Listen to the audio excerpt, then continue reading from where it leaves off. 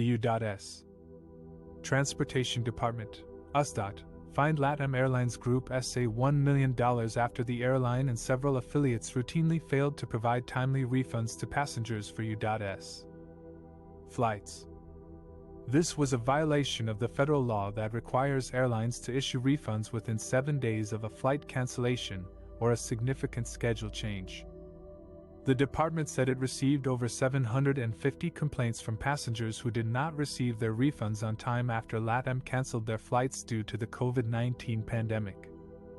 Some of them had to wait more than 100 days to get their money back, while others never received a refund at all. LATAM, the biggest carrier in Latin America, filed for Chapter 11 bankruptcy in May 2020 and drastically reduced its operations and workforce. The airline said it faced an unprecedented surge in refund requests that overwhelmed its system and staff. It also claimed that it acted in good faith and tried to resolve the issues as quickly as possible. However, the USDOT did not accept LATAM's excuses and imposed a $1 million penalty on the airline. The department said it wanted to send a clear message to the airline industry that it would not tolerate any violations of consumer rights, especially during a crisis. It also warned that it would seek higher penalties for future misconduct by airlines. The U.S. Transportation Department, or USDOT, has fined LATAM Airlines Group SA $1 million for violating the law on refunds for canceled flights. The law requires airlines to provide refunds within 7 days of receiving a request from a passenger who paid by credit card, or within 20 days for those who paid by cash or check.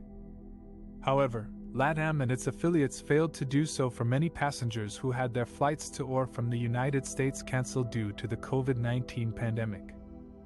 The USDOT said it received over 750 complaints from passengers who did not receive their refunds in a timely manner, some of whom had to wait for months or even a year.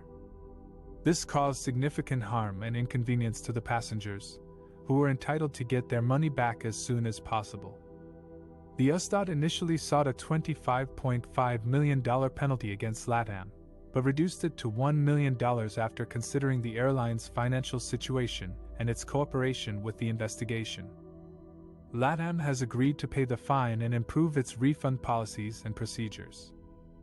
It has also agreed to provide additional compensation to some passengers who experienced excessive delays in getting their refunds,